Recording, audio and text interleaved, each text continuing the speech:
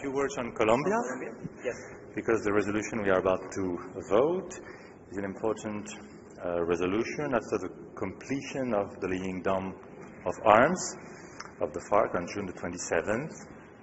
So the resolution we are about to vote is a major step forward, major step towards a lasting peace in Colombia. The new UN mission that is being set up at the request of the parties will contribute to make sure that the peace agreement is respected and fully implemented. So this is very important. There are still challenges ahead, but the UN and the Security Council in particular are fully playing their role in accompanying Colombia in this very important journey.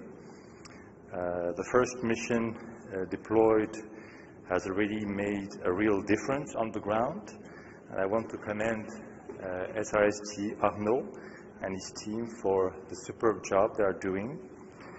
Their record and the fact that we are now setting up a new mission show that the UN has been able to answer the call and get the trust of the parties. This is very important to underscore this point, and this is a sign of encouragement for the Security Council as a whole. On our side, France will continue to help Colombia on this path with a very important package of aid and loans of around 820 million euros.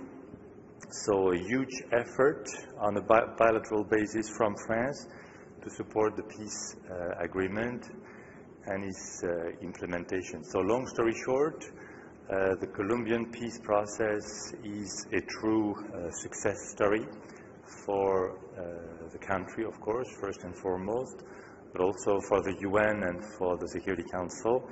Now the goal is to win and entrench a lasting peace, and for that the international community, the UN, must continue to be at the side of Colombia. Ambassador, on the challenges ahead, there's a current debate on whether the FARC guerrillas have surrendered their entirety of their stock of arms. Are you confident that in fact they have done so? Because this is, after all, a process that's been overseen by the UN, so there's no certainty that they have already delivered all of their arms. So how is that process going to be moving forward? Are you confident that it's going to happen? Are they going to surrender the 100% of their arms? On this we have a constant dialogue with the Colombian parties and Jean Arnaud that we are about also to listen. I think the Colombian Foreign Minister will make some remarks. So, depending on what they say, we'll continue again to be at the side of Colombia in its efforts. Thank you. Can I just ask, maybe someone asked, but what about the other armed groups, ELN and HG, other armed groups? Will there be some kind of an additional deal to bring them in? That's also something that we'll see with the Colombian parties, frankly. Ambassador, how are discussions going on DPRK and new sanctions? I knew it would come, especially from you, Mr. We are working on it. The G20, the discussions during the G20 in Hamburg were important also in this respect. So it's a bit difficult for me to tell you when and how, but we're working on that. Is the draft with the P5 now, or is it still with...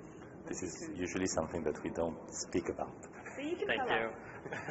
Off the record.